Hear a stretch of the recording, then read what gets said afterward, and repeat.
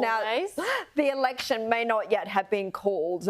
Not that you would have any idea that that's happened, because the government is in full campaign mode, and Labor's latest bid for votes is an $8.5 billion spend on Medicare to guarantee cheaper GP visits for every Australian. No asterisk, no fine print, no terms and conditions, just 100% bulk billing covered by Medicare. The move would mark the biggest single investment in Medicare since it was created and bring the bulk billing rate up to 90% over the next 5 years, up from the current rate of 21%. Now, it's an ambitious plan from a party that failed to deliver on its promise of $275 power bill cuts. Suddenly, it's going to find an extra $8.5 billion in the budget, and Labor hasn't said how it plans to pay for all of this. It's in a surprising move, too, that the coalition decided to blow up any likely ploy by Labor to present another Medicare, and the opposition has vowed to outspend Labor. It's pledged to match the government spend in addition to an already announced extra $500 million on mental health. The coalition government is committed to $9 billion worth of investment into our general practice network. It will provide support to training, it will provide support to mental health services, and it will provide support to making sure that practices are viable and can provide a mix of services to patients, and it'll help build those bulk billing rates back up to what they were under a coalition government.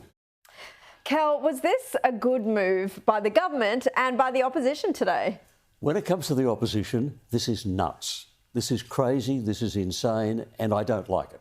I cannot understand why they've decided to jump on this. Well, maybe I can. Maybe they were worried, because Medicare has worked in the past, and the Labor Party always puts out these totally false, totally fabricated claims that we started Medicare, Libs just want to shut it down, so it's going to cost you a fortune. So perhaps they were trying to head that off, but this is a really bad way to do it. Up until now, this sort of non-election campaign has consisted of Anthony Albanese knocking on your door saying, Caroline, I'm Anthony Albanese, I want to spend more of your money. And he does it again and again and again, so the spend gets huge and massive. Now, for Peter Dutton to jump into that game and say, hey, if he's going to spend your money, I'll spend your money, I'm sorry, it makes no sense. What we want from the Liberals is sensible, responsible economic management. That gives us confidence, not the idea of we'll match them dollar for dollar. I'm sorry, that's nuts.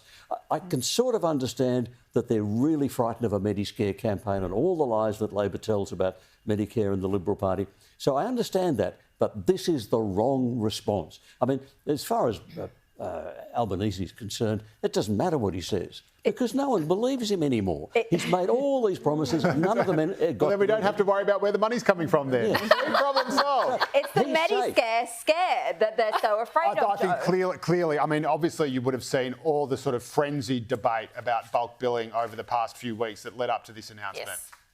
Zero. None. Nothing.